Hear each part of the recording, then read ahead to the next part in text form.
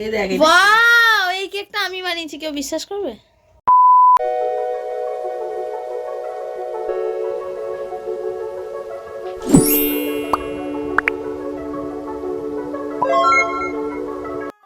Merry Christmas সবাইকে। সবাই খুব ভালো কাটিয়েছে আমি জানি, কারণ কি বলো তো, এটা তো ফেব্রুয়ারি, মানে 2025-এ চলে গেছে ক্রিসমাস।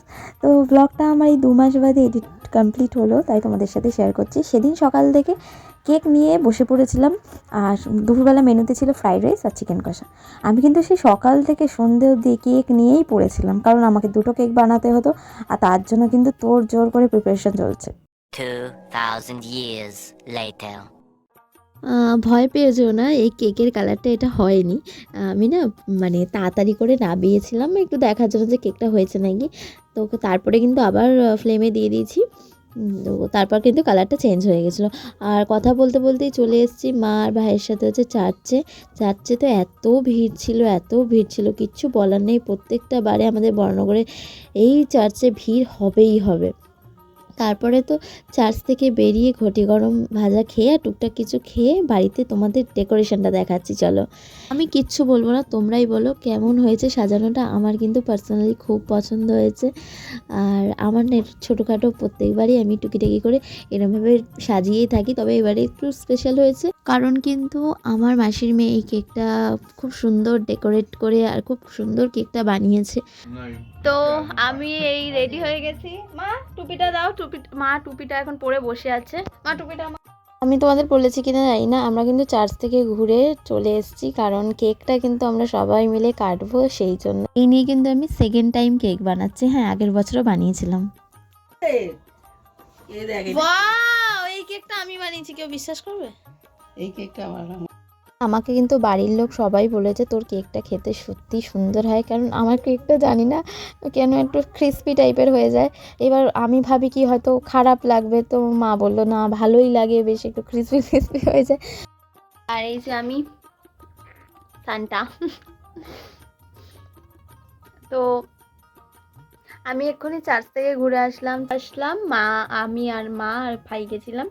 তো চার্চ থেকে এসে এবার আমি কেকটা কাটবো। আর এতক্ষণ ছবি ভিডিও অনেক তুলেছি, তার জন্য সবাই রেগে ঘরে চলে গেছে। তাই এখন আমি একা একাই ছবি ভিডিও করে যাচ্ছি। একটু ছবি ভিডিও না তুললে হয় বলো? তোমরাই বলো।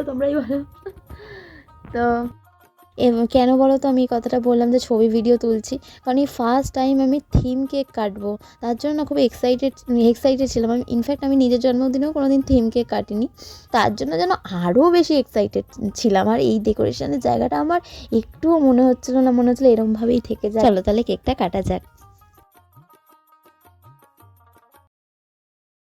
Hark how the bells, sweet silver bells, all seem to say, throw cares away. Christmas is here, bringing good cheer to young and old, big and the bold. Ding dong, loud is their song, with joyful ring, all caroling. One seems to hear words of good cheer from everywhere, filling the air. Oh, holy pound, raising the sound, oh, hail and dance, all their tones, gaily they ring, while people sing songs of good cheer. Christmas is here, merry, merry, merry, merry Christmas, merry, merry, merry, merry Christmas.